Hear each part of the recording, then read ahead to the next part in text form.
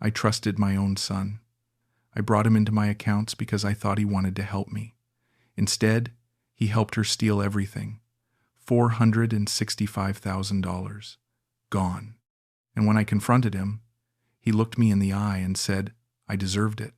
I wanted Brandon to see I was happy. That's all I wanted. I stood at the arrivals gate at Ninoy Aquino International Airport, sweating through my shirt even though it was only 9 in the morning. The air conditioning barely worked and the crowd pressed in around me, but I didn't care. My son was coming.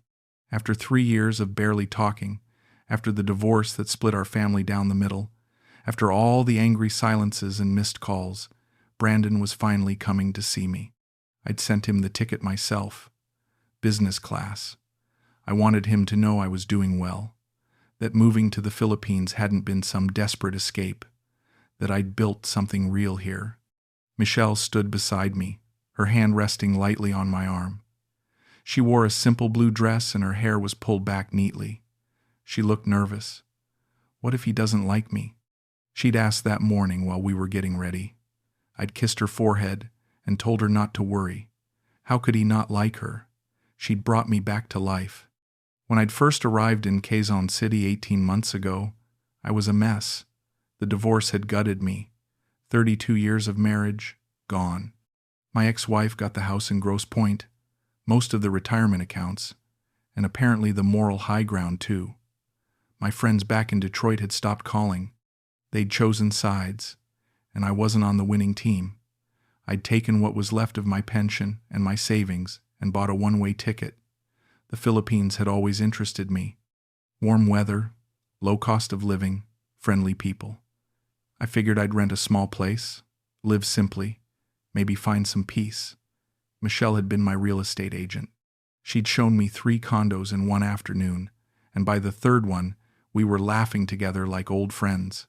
She was 42, never married, working as a finance coordinator for a small property management company.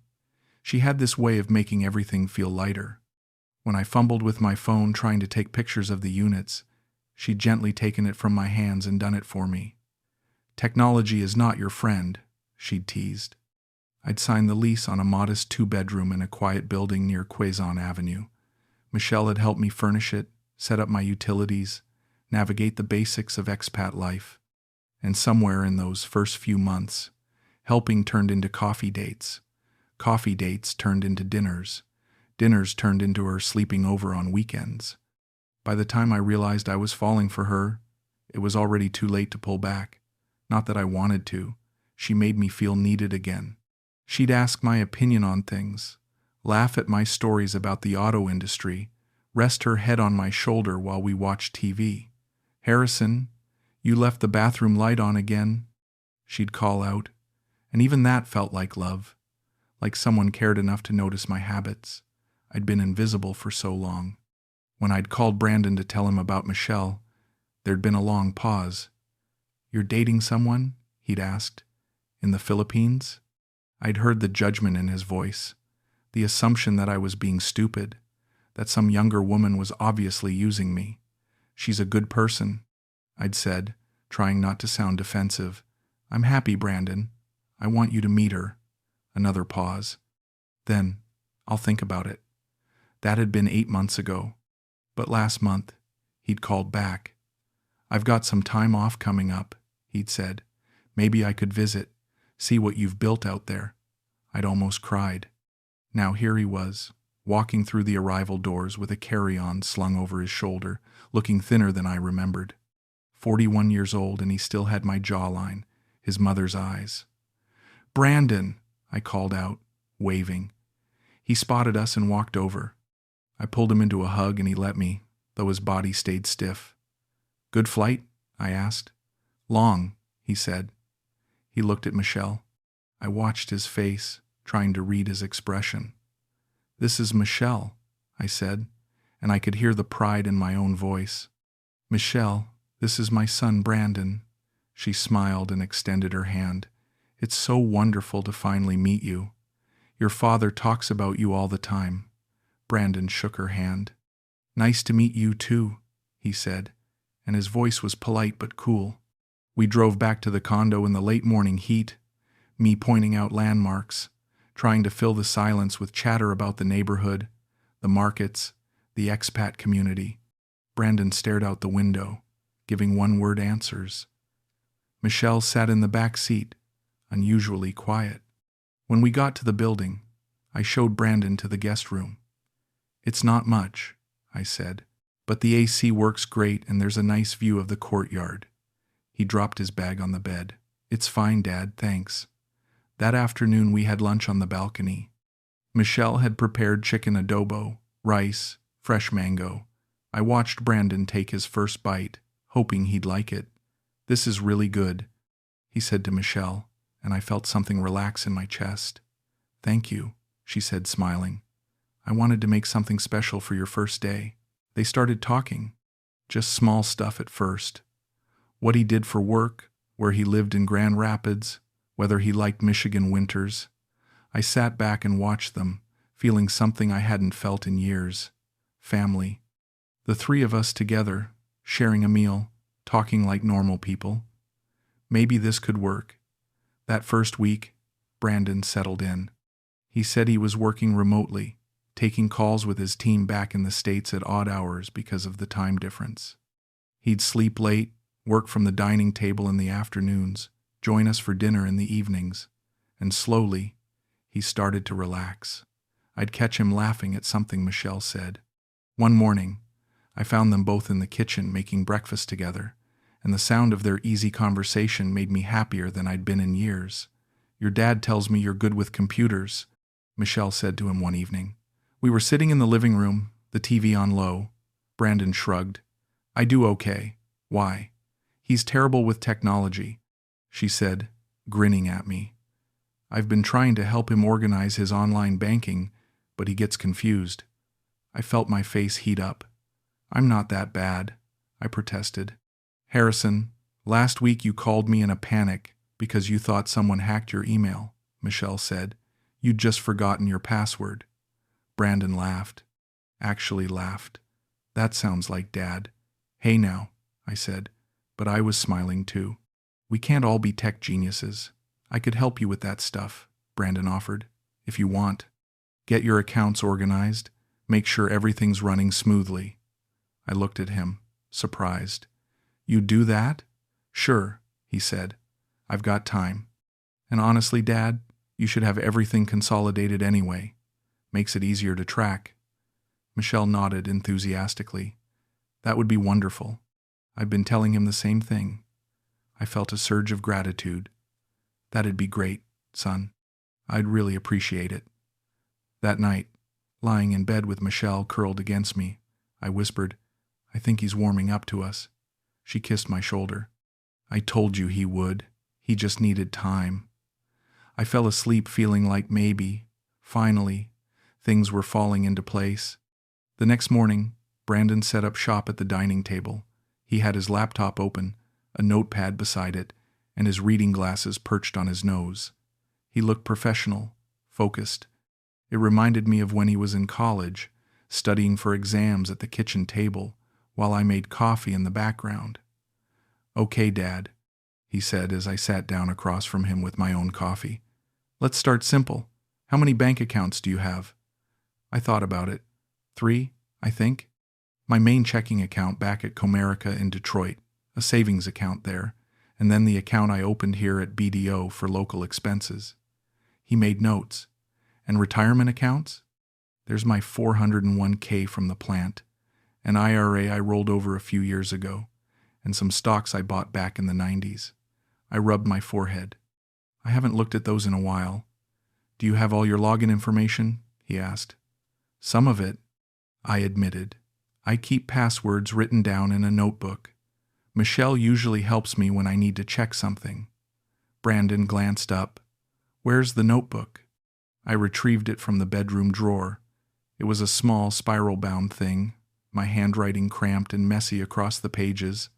I handed it to him, feeling slightly embarrassed. He flipped through it without comment. Michelle came over with fresh coffee for both of us. "How's it going?" she asked. "Just getting started," Brandon said. "This might take a few days, Dad. Some of these accounts will need to reset passwords, set up two-factor authentication, maybe consolidate some things. Whatever you think is best, I said. I trust you. He nodded and went back to his screen. Over the next few days, I watched him work. He'd pull up account after account, asking me security questions, verifying my identity, walking me through steps I barely understood. Michelle would drift over periodically, bringing snacks, asking questions. "What's that one?" she'd ask, pointing at the screen. "That's his IRA," Brandon would explain.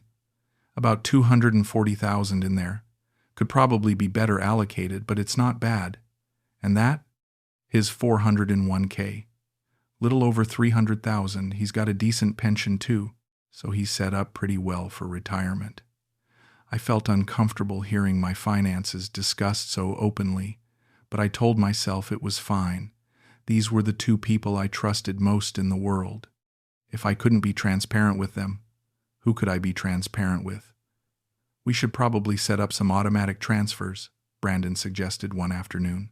"Get money moving from your U.S. accounts to your Philippine account on a regular schedule. Save you the hassle of doing it manually every time." "That sounds smart," I said. "Can we do that?" "Yeah, we just need to set up authorization. I'll draft the forms, you'll sign them, and we'll submit everything online." Michelle was sitting beside me on the couch. "That would make things so much easier, Harrison. Remember last month when you forgot to transfer money and your rent payment bounced?" I winced. I did remember. "Okay," I said to Brandon. "Let's do it." He pulled up several forms on his screen, filled in my information, then turned the laptop toward me. "Just need your signature here, here, and here," he said, pointing. I signed without reading too carefully. It was all banking jargon anyway. I wouldn't have understood half of it even if I tried. Over the next week, Brandon had me sign more documents.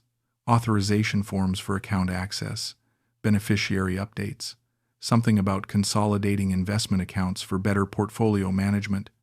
Each time, he'd explain briefly what it was for, and each time, I'd sign.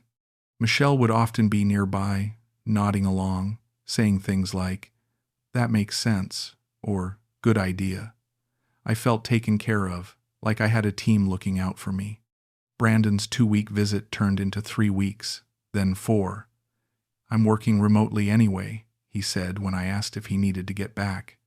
And honestly, it's nice being somewhere warm for a change. Michigan's freezing right now. I was thrilled. Every extra day with him felt like a gift. We fell into a routine. Mornings, he'd work. Afternoons, we'd sometimes go out. I took him to Rizal Park, to the markets, to a few of my favorite local restaurants. He seemed to genuinely enjoy it. And in the evenings, the three of us would have dinner together, watch movies, talk. But there were small moments that nagged at me, little things I'd notice and then dismiss. Like one evening when I came back from the corner store and found Brandon and Michelle on the balcony, their heads close together, talking in low voices. When I stepped outside, they both went quiet. "What are you two conspiring about?" I asked, trying to sound light. Michelle smiled. "We were just talking about maybe throwing you a little birthday party. It's coming up soon, right?" My birthday was still 2 months away, but I didn't mention that. "You don't have to do that," I said. "We want to," Brandon said. "You deserve it, Dad." Or the time I walked past the guest room late at night and heard Brandon on the phone, his voice tense. "No, I told you. It's going to take time," he was saying. "Just be patient." I paused in the hallway, listening. "I know what I'm doing," he continued. "We stick to the plan." I knocked lightly on the door. The conversation stopped immediately. "Everything okay?" I called. "Yeah, Dad," Brandon called back. "Just dealing with some work stuff. Clients being demanding." I went back to bed, but I couldn't shake the uneasy feeling in my stomach. The next morning, I mentioned it to Michelle. "Did Brandon seem stressed to you last night?" She was making breakfast, her back to me. "Not really." "Why?" I heard him on the phone. He sounded upset. She turned, spatula in hand. "Harrison, he's managing work from halfway around the world. Of course he's stressed sometimes. I guess, I said. She came over and kissed my cheek. You worry too much. He's fine. We're all fine. I wanted to believe her. I needed to believe her. Brandon left on a Tuesday morning. I drove him to the airport, the two of us mostly quiet in the early morning traffic. At departures, I hugged him tight. Thank you for coming, I said, my voice rough. Thank you for everything you did with the accounts. I know it was a lot of work. He patted my back. It's what family does, Dad. And look, I'm sorry for how distant I've been these past few years. Coming here, seeing you happy, it helped me understand some things. I pulled back, looking at him. Yeah, he said. You deserve to be happy. I get that now. I felt tears sting my eyes. That means everything to me, son. He smiled, picked up his bag, and walked toward security. I watched until he disappeared into the crowd. When I got home, Michelle was still in her robe, drinking coffee on the balcony. How was the drive? She asked. Good. Emotional. I sat down beside her. I'm going to miss him. Me too, she said. He's a good man. You raised him well. We sat there for a while, watching the city wake up. Everything felt peaceful, settled, like I'd finally built the life I was supposed to have. That peace lasted 3 weeks. I was checking my bank account one morning, just doing my usual review of transactions, when I saw something that stopped me cold. A transfer. $18,000. From my Comerica savings account to an account number I didn't recognize. I stared at the screen, trying to make sense of it. I hadn't authorized that. Had I? I called Michelle over. Look at this, I said, pointing. She leaned in, studying the screen. What about it? I don't remember doing that transfer. Harrison, you've been doing a lot of transfers lately, she said gently. Getting everything organized. Maybe you just forgot. $18,000? My voice came out sharper than I intended. I think I'd remember that. She straightened up, her expression still calm. Let me check my notes. Brandon might have mentioned it when you two were working on the accounts. She disappeared into the bedroom and came back with a small notebook, flipping through pages. Here, she said, showing me. Property investment. Brandon said it was about diversifying your assets. You signed off on it. I didn't remember that conversation. But then again, we'd covered so much ground during those weeks. Maybe I had agreed to something and forgotten. Are you sure? I asked. I'm sure, she said. Harrison, if you're worried, call Brandon. He can explain it better than I can. I almost called him that morning, but I stopped myself. What was I going to do? Accuse my own son of moving my money without permission? After everything we'd just rebuilt? I let it go. 2 weeks later, another transfer. $25,000 this time. From my IRA to the same unknown account. I saw it on a Friday afternoon and immediately called Brandon. It rang 4 times before going to voicemail. Brandon, it's Dad, I said, trying to keep my voice steady. Can you call me back? I have some questions about my accounts. He called back 6 hours later. It was late in Michigan. Hey, Dad. Sorry, I was in meetings all day. What's up? I'm seeing some transfers I don't remember authorizing, I said. Pretty significant amounts. There was a pause. Which ones? I gave him the details. He was quiet for a moment, and I could hear papers rustling in the background.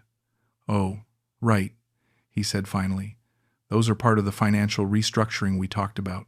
Remember? We were consolidating some of your investments into a higher yield account. I don't remember discussing that, I said. Dad, we went over this. You signed all the paperwork. His voice was patient, almost condescending. I know this stuff is confusing for you, but that's why I was helping. Everything's exactly where it should be. But $18,000, then $25,000, that's a lot of money to move without. Without what? He interrupted. Without you remembering? Dad, a lot was happening while I was there. You were signing documents every few days. I explained each one, and you agreed. If you don't remember, That's concerning, but it doesn't change the fact that everything was authorized. I felt something cold settle in my stomach. Was he right? Was I losing track of things? I was 75. Maybe my memory wasn't what it used to be. I just want to make sure everything's okay, I said, softer now. Everything's fine, Brandon said. The money's safe. It's just in a different account. Better growth potential. I promised, Dad, I wouldn't do anything that wasn't in your best interest. I wanted to believe him. Okay, I said. Okay. Thanks for explaining. Of course, get some rest, Dad, and maybe write this stuff down so you remember later, yeah? He hung up. I sat there holding the phone, feeling foolish and small. That night, I started a notebook. I wrote down the date, the transfers I'd seen, the conversation with Brandon. I didn't tell Michelle about it. I don't know why. Maybe I was embarrassed. Maybe some small part of me knew I needed to document things privately. The transfers continued. $32,000 the next month. $41,000 6 weeks after that. $28,000 3 weeks later. Each time, I'd call Brandon. Each time, he'd have an explanation. Portfolio rebalancing, tax optimization, currency exchange advantages.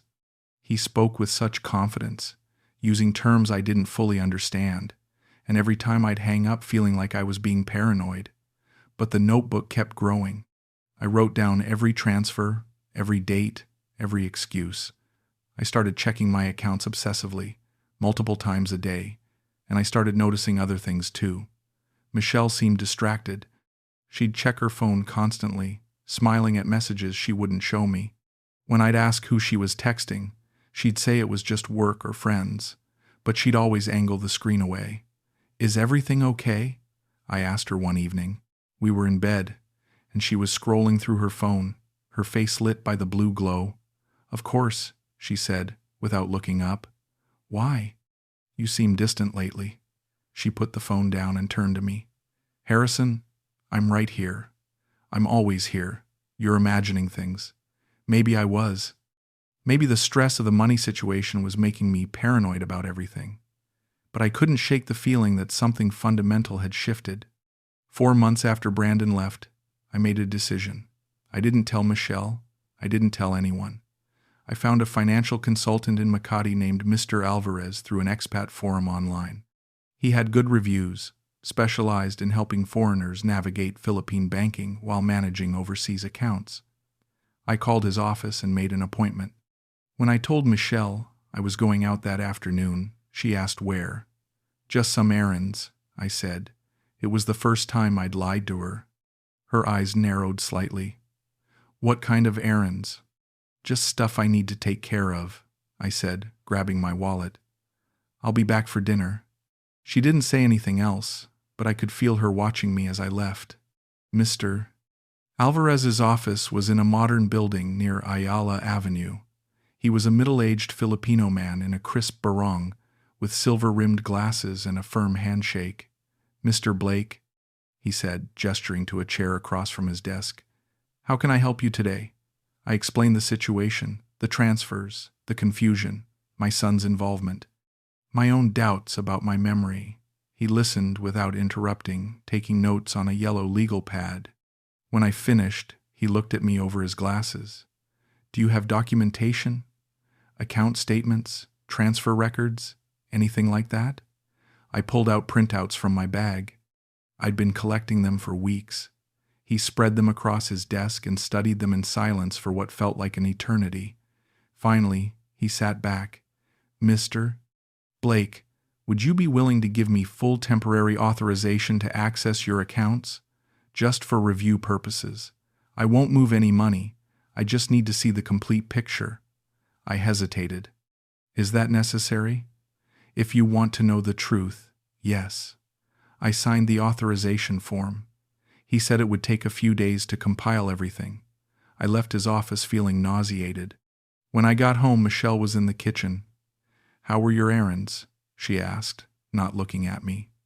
"Fine," I said. That night, she barely spoke to me. 3 days later, Mr. Alvarez called. Can you come to my office tomorrow morning? He asked. His voice was gentle but serious. I have my findings. I went alone. When I walked into his office, he had a thick folder waiting on his desk. He gestured for me to sit, then opened the folder and turned it toward me. Mr. Blake, over the past 8 months, $465,000 has been systematically transferred out of your various accounts. The number hit me like a physical blow. What? The transfers were made in irregular amounts and intervals, likely to avoid triggering automatic fraud alerts. They all went to a series of intermediary accounts before being consolidated into 2 final accounts. He showed me a flowchart he'd created, tracing the money's path. The authorizations were legitimate in the sense that they used valid credentials and proper access codes, but the pattern is consistent with structured financial fraud. I couldn't breathe.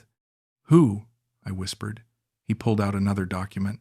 The final accounts are registered to 2 individuals. One is registered under a business entity in Michigan owned by Brandon Michael Blake, my son. The other is under the name Michelle Soto, with an address here in Quezon City. I stared at the papers, the words blurring. They worked together? The sophistication of the layering, the timing, the coordination, yes, this required cooperation and planning. I would estimate this was orchestrated over several months, likely beginning before your son's visit, before his visit. They'd been planning this before Brandon ever stepped off that plane. Before all those dinners, all those conversations, all those moments when I thought we were rebuilding something. Can I get it back? My voice sounded hollow. Mr. Alvarez's expression was full of sympathy. That's a complicated question. Legally, you signed authorization forms. Proving fraud would require showing that you were deceived or incompetent at the time of signing. Given your age, there might be an argument for elder abuse, but what? But pursuing this internationally, with multiple jurisdictions and properly structured transfers, would be expensive and time-consuming. You could spend years in court and tens of thousands more in legal fees with no guarantee of recovery. I looked down at my hands. They were shaking. What should I do? That's not a decision I can make for you, he said quietly, but I can tell you that the money is likely already dispersed or converted in ways that make recovery very difficult. I'm sorry, Mr. Blake. I wish I had better news. I don't remember driving home. I don't remember walking into the condo. I just remember standing in the living room, staring at Michelle, who was sitting on the couch with her phone in her hand. Did you do this? I asked. She looked up. Her face was calm. Too calm. Do what? Did you steal from me? I pulled out the folder and threw it on the coffee table, papers scattered everywhere. She glanced down at them, then back at me. Harrison, don't lie to me. My voice broke. I know everything. I know about the accounts, the transfers. I know you and Brandon planned this together. She stood slowly. You hired someone to investigate me. I hired someone to look at my accounts, I said. And they found you, both of you. She crossed her arms. So what now? You want me to apologize? You want your money back? I want to know why. The words came out as a sob. I gave you everything. I trusted you. I loved you. Why? You gave me everything? She laughed, sharp and bitter. Harrison, you gave me an allowance. You gave me a nice condo to live in and some spending money and the privilege of taking care of a 75-year-old man who needed help checking his email. You think that's everything? I thought we were building a life together, I said. You were building a retirement, she shot back. I was your nurse, your assistant, your entertainment. You want to know why I did it? Because I'm 42 years old, Harrison. I don't have time to waste playing house with someone who's going to be gone in 10 years while I get nothing but memories. So you just took it? You and my son conspired to rob me? Your son contacted me, she said, months before he came here. He told me he needed money, that you had plenty, that you owed him anyway for being an absent father his whole childhood. He asked if I'd help him get access to your accounts. And I said yes. How could you? She shrugged. How could I not? You were never going to marry me, Harrison. You were never going to put me in your will. You were never going to do anything except let me play girlfriend until you got too old to keep up the charade.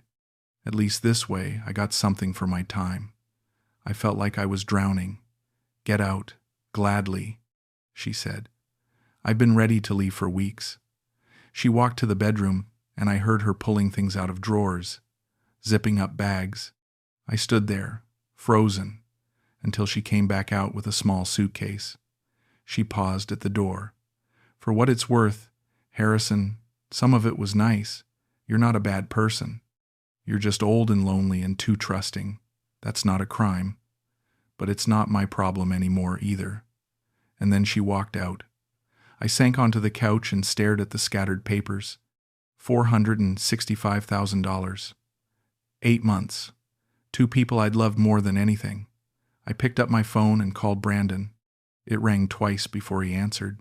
Hey, Dad, not a great time. I know what you did, I said. Silence. Dad, I know about the money, all of it. I hired someone to look into my accounts and they found everything. The transfers, the shell companies, the whole thing. More silence. Then, so what do you want me to say? His voice was flat. I want you to explain. I want you to tell me how you could do this to your own father. He laughed. Actually laughed. You really want to know? Yes, fine. Michelle reached out to me about a year ago. She found me on Facebook, sent me a message, said she was helping take care of you, that you had a lot of money sitting around while I was drowning in debt from the divorce, from medical bills, from everything that went wrong after you and Mom split up. She asked if I'd be interested in helping each other out, and you said yes? Just like that? Not just like that, he said.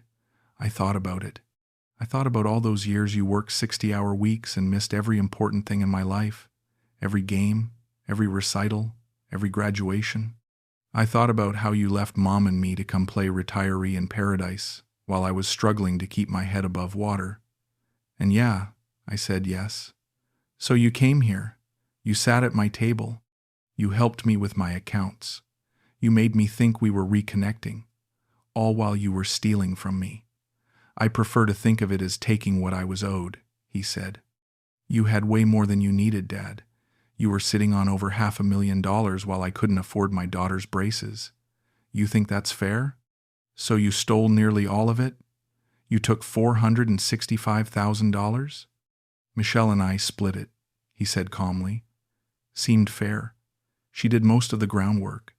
I couldn't process this. This cold, calculating person on the phone couldn't be my son. How could you be so cruel? Cruel? His voice rose. You want to talk about cruel? Try growing up with a father who was never there. Try watching your parents' marriage fall apart because your dad cared more about his job than his family.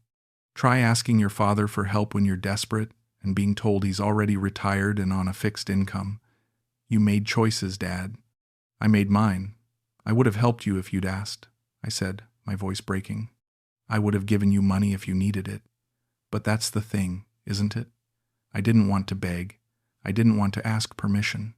I wanted what should have been mine anyway, what you should have given me without being asked. It wasn't yours to take. Well, I took it anyway. And honestly, Dad, it was easy. You know why? Because you wanted to be fooled. You wanted to believe that Michelle actually loved you, that I actually wanted to reconnect. You were desperate for it. So desperate that you signed anything I put in front of you without even reading it. You made it easy because you wanted the fantasy more than you wanted the truth. Every word was a knife. I'm your father, and I'm the son you abandoned, he said. So I guess we're even now. We'll never be even, I whispered. You're right, he said. We won't. Look, I'm blocking your number after this. There's no point in us talking anymore. You can't get the money back. The lawyers told us that before we even started. Everything was technically legal. You signed all the paperwork. So unless you want to spend the next 5 years and your remaining savings fighting a losing battle, I suggest you just move on.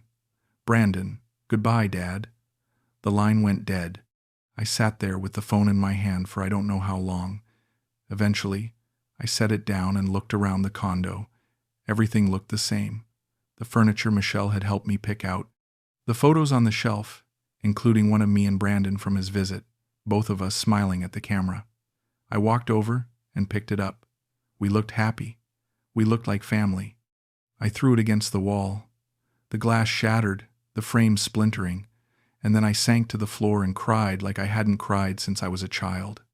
Michelle came back 3 days later. I don't know why. She didn't announce herself, just used her key and walked in like she still lived there. I was sitting on the balcony, staring at nothing. I heard her moving around inside, but I didn't turn around. She came out and sat in the chair next to me. For a while, neither of us spoke. I came to get the rest of my things. She finally said, "Fine. Harrison, don't," I said. "Just take whatever you want and go." She was quiet for a moment. "I'm not sorry, you know. I won't pretend to be. I know. But I didn't hate you," she continued. "I want you to know that. Some of it was real. Not the big things, maybe. But some of the small moments. Those were real." I finally looked at her. She looked tired. Does that make it better? Knowing that some of the lies had bits of truth in them? She shrugged. "Probably not, but it's the truth anyway. Why are you here, Michelle? You got what you wanted. I wanted to see if you were okay." I laughed. It came out bitter and broken. "Do I look okay?" She studied me. "You look like someone whose life fell apart." "That's accurate." We sat there for a while longer. The sun was setting over the city, painting everything in orange and gold. It was beautiful. I hated it. "I'm leaving tomorrow," she said. "Going back to my family's province for a while. Start fresh somewhere else." "Good for you. Harrison, what do you want from me?" I turned to face her fully. "You want forgiveness? You want me to say it's okay that you and my son destroyed me? That you took almost everything I had and lied to me for months? What do you want?" "I don't know," she said quietly. "Maybe I just wanted to see you one more time. Make sure you were going to survive this. Why would you care?" "Because despite everything, I did care about you," she said. "Maybe not in the way you wanted. Maybe not enough. But I did. I didn't know what to say to that." She stood up. "I'll get my things and go. I won't bother you again." I listened to her moving through the apartment, opening drawers, zipping bags. 20 minutes later, she came back out to the balcony. "I'm going now," I nodded. She hesitated, then leaned down and kissed the top of my head. "You'll be okay, Harrison. You always are." And then she was gone. I sat there as night fell, thinking about that last thing she said. "You'll be okay. You always are," like it was some kind of compliment. Like resilience was something to admire instead of just what happens when you don't have any other choice. I went to see a lawyer the following week. His office was small, tucked above a pharmacy in a busy part of Quezon City. Attorney Santos was a soft-spoken man in his 50s who listened to my story while taking careful notes. When I finished, he sat back and folded his hands. "Mr. Blake, I want to be honest with you about your options. Please. The money is almost certainly unrecoverable through legal means," he said. "Your son is in the United States, which presents jurisdictional challenges. Michelle is here, but based on what you've told me, all the transfers were authorized with your digital signature and proper credentials." "I didn't know what I was signing," I said. "My son told me it was for account organization, investment optimization, things like that." "I understand," he said gently, "but proving fraudulent intent when you voluntarily signed authorization documents is extremely difficult. A lawyer would argue that you're a competent adult who made financial decisions, regardless of whether those decisions were influenced by trusted parties. So there's nothing I can do? You could file a police report for estafa, which is fraud under Philippine law. You could also attempt to pursue your son in Michigan courts. But Mr. Blake," he paused, choosing his words carefully, "the legal fees alone would likely cost you $50,000 to $70,000. The process could take years. And at the end of all that, the likelihood of actually recovering the funds is very low. The money has likely been moved converted, possibly even spent. Your son and Michelle aren't unsophisticated. They structured this carefully. I felt the last bit of hope drain out of me. So they just get away with it. Many times, unfortunately, they do, he said. The legal system is not always equipped to handle these kinds of family betrayals, especially when they cross international borders and involve technically legal transfers. I thanked him and paid his consultation fee. As I was leaving, he called out, "Mr. Blake?" I turned. "For what it's worth, I'm very sorry this happened to you. It's not right. It's not fair. But sometimes the best thing we can do is accept what we can't change and focus on moving forward." I nodded and left. Outside, I stood on the sidewalk as people rushed past me. The city felt overwhelming suddenly. Too loud, too crowded, too foreign. I found a small park a few blocks away and sat on a bench. An old woman was feeding pigeons nearby. A young couple walked past, hand in hand, laughing about something. Normal people living normal lives. I thought about my life in Detroit, my career at the manufacturing plant, working my way from floor supervisor to operations manager over 30 years. The house in Grosse Pointe with the big yard. My marriage to Susan. The way we used to dance in the kitchen on Saturday mornings. Brandon as a little boy, bringing me drawings from school. Where had it all gone wrong? When had I lost control of my own story? I'd thought moving to the Philippines would be a new chapter, a redemption arc after the divorce. Instead, it had been the chapter where I lost everything that remained. I pulled out my phone and looked at my bank balance. After Mr. Alvarez's fees and the lawyer's consultation, I had $87,000 left. That was it. That was all that remained of a lifetime of work, of saving, of planning for a secure retirement. It wasn't enough. Not for long-term care if I needed it. Not for emergencies. Not for the life I'd imagined. I was 75 years old, living in a foreign country, with less than $100,000 to my name, and I was completely alone. Over the next month, I started selling things. The furniture first. I posted ads online and people came to look at the couch, the dining table, the bedroom set Michelle had helped me choose. They'd lowball me and I'd accept because I needed the cash more than I needed the dignity of holding out for a fair price. I sold my TV, my microwave, my coffee maker, anything that wasn't essential. The condo started to look empty, echoey. Every sound bounced off bare walls. I found a smaller apartment in a less expensive part of Quezon City. 1 bedroom, no balcony, no amenities. But the rent was $200 a month instead of $650. I hired a small moving company to transport what little I had left. The new place was depressing. The building was older, the hallways dimly lit. My neighbors were mostly Filipino families and a few other retirees like me who couldn't afford anything better. But it was what I could manage now. I started budgeting carefully. Rice, eggs, cheap vegetables from the wet market. I learned to cook simple meals. I stopped eating out entirely.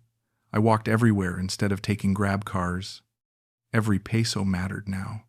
One evening, about 6 weeks after Michelle left, I got an email from an old colleague back in Detroit, Bill Henderson. We'd worked together for 15 years before I retired. "Harrison," the email began. "Haven't heard from you in a while. How's retirement treating you? Living the dream in the Philippines?" I stared at that line for a long time. Living the dream. I started typing a response. Something cheerful and vague about the weather, the beaches, the low cost of living. All the things expats say when they don't want to admit the truth. Then I stopped. I deleted it, and I wrote the truth instead. I told him everything, the whole story. Michelle, Brandon, the money, the betrayal. I wrote for an hour, barely stopping. When I finished, I read it over once and hit send before I could second-guess myself. He called me the next day.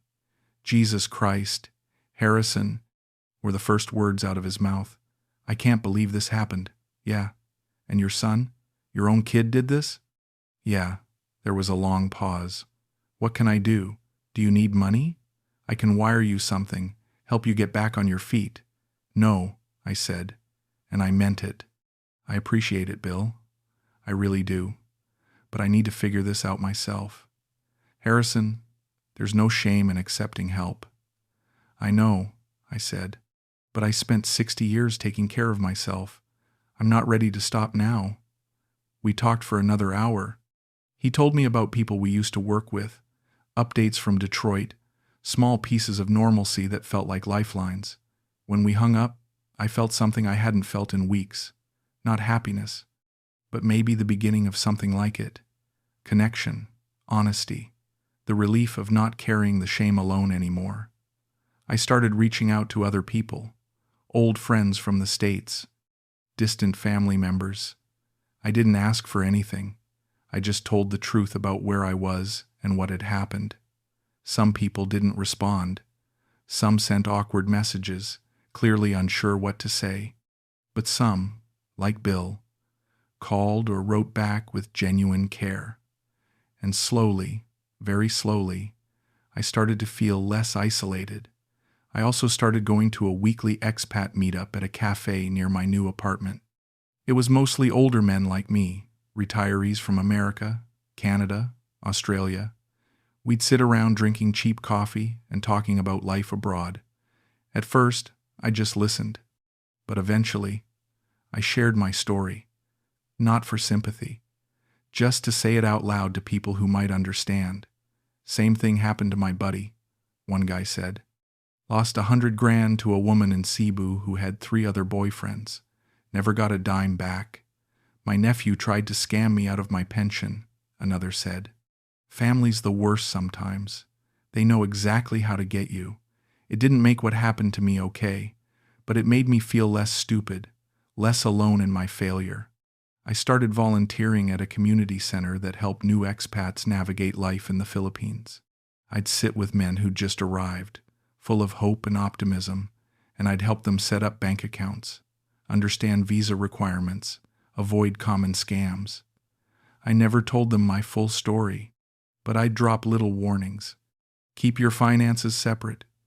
Don't give anyone access to your accounts. If something feels wrong, trust that feeling. Maybe I couldn't save myself, but maybe I could save someone else. 6 months after Michelle left, I was sitting in my small apartment on a Sunday afternoon when my phone rang. Unknown number. I almost didn't answer. But something made me pick up. Is this Harrison Blake? A woman's voice, American accent. Yes, Mr. Blake. My name is Jennifer Chen. I'm a financial fraud investigator with the FBI's International Division. I'm calling about some suspicious activity we've been tracking that involves your name. My heart started racing. What kind of activity? We've been investigating a network of coordinated financial fraud targeting American retirees abroad. Your name came up in connection with some accounts and transfers that match the pattern we're seeing. Do you have a few minutes to talk? I told her everything. She listened, asked clarifying questions, took down names and account numbers. Mr. Blake, I need to be clear with you, she said when I finished. We're investigating the network, but our primary focus is on larger operations. Cases like yours, where the perpetrators are family members and the amounts are under $1 million, those typically don't result in criminal prosecution, especially across international lines. So you can't help me. I didn't say that, she said. What I'm saying is that criminal prosecution is unlikely. But the information you've provided is valuable.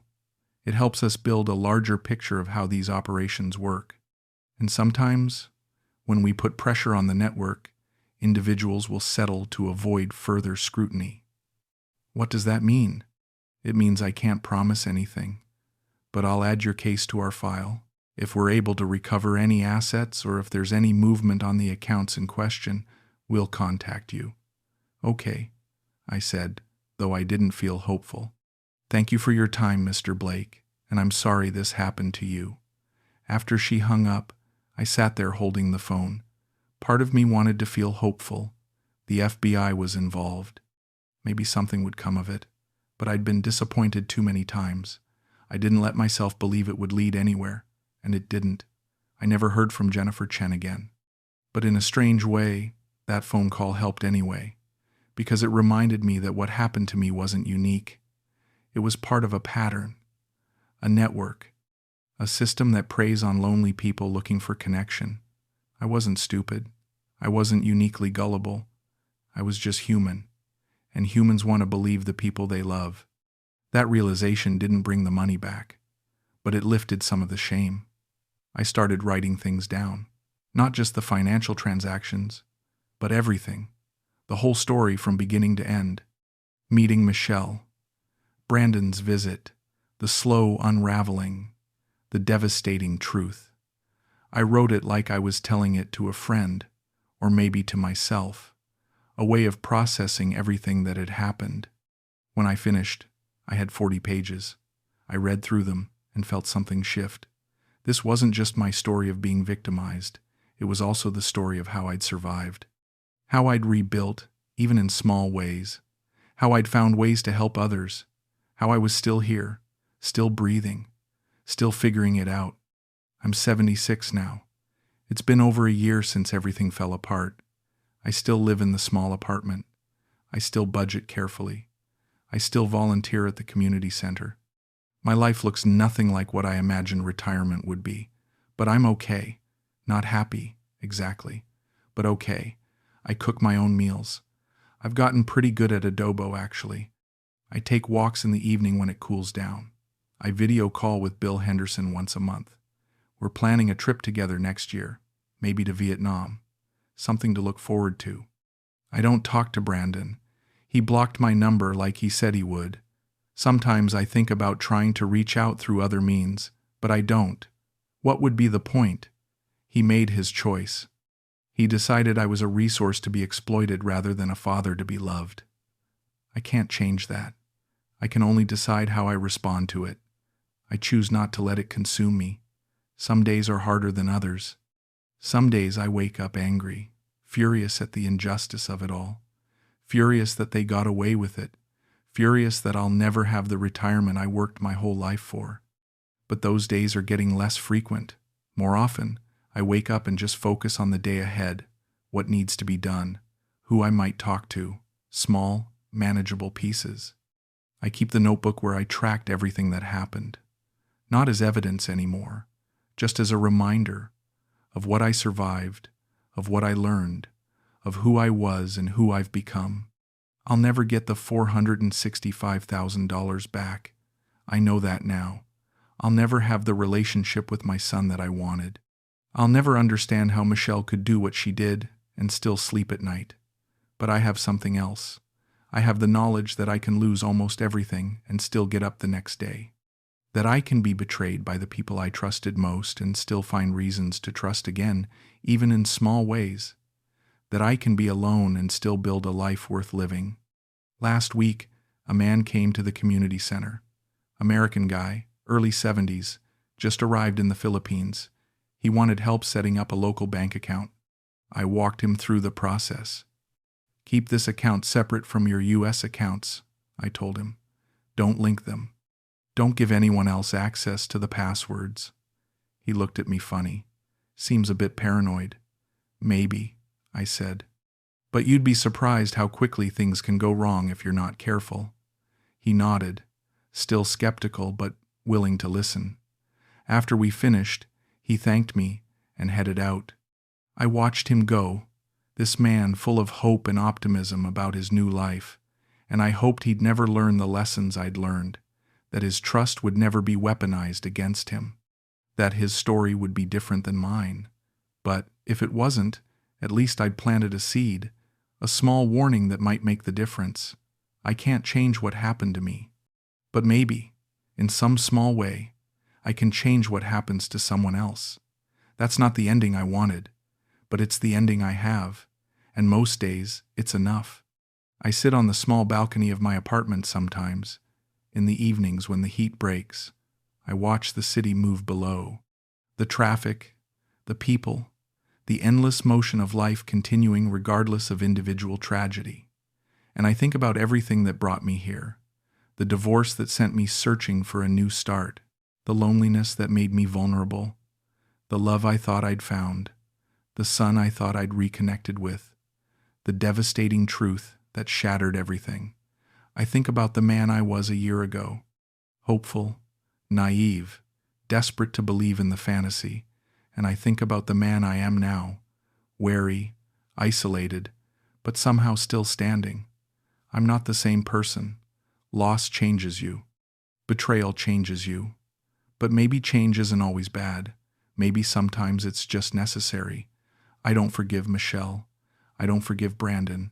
I probably never will. But I'm learning to forgive myself. For being trusting. For wanting connection. For signing papers I didn't understand because I believed in the people presenting them. For being human. That's the hardest part. Forgiving yourself for being human. The sun sets over Quezon City in shades of orange and pink. It's beautiful. I can admit that now without feeling like I'm betraying my own pain. Beautiful things still exist. Even here, even now, even for me. I have $72,000 left in my accounts. If I'm careful, if I stay healthy, if nothing catastrophic happens, I can make it last. Maybe 10 years, maybe more. It's not the comfortable retirement I planned, but it's something. And something, I've learned, is better than nothing. Tomorrow I'll wake up, I'll make coffee, I'll eat breakfast, I'll go to the community center. I'll help someone navigate visa paperwork or explain how to pay utility bills or warn them about common scams. I'll come home, I'll cook dinner, I'll read or watch something on my laptop, I'll go to sleep. And the day after that, I'll do it again. It's not a grand life. It's not the story I wanted to tell. But it's my story, the only one I have, and I'm not giving up on it yet. I look down at my hands, 76 years old, liver spots, arthritis in the knuckles, veins prominent under thin skin. These hands built engines, signed contracts, held my son when he was a baby, held Michelle when I thought she loved me. These hands signed away my life savings. These hands are still here, still capable, still mine. That has to count for something. The notebook sits on the table beside me. I pick it up and flip through the pages. All the dates, all the transfers, all the conversations I documented. The evidence of my own destruction, carefully recorded. I could throw it away, burn it, let it all go, but I keep it, because it's proof, not just of what was taken from me, but of what I survived, and survival, I'm learning, is its own kind of victory. The city lights blink on as darkness falls. Another day ending. Another day survived. I close the notebook. I finish my coffee. I go inside. Tomorrow will come, whether I'm ready for it or not. I might as well be ready.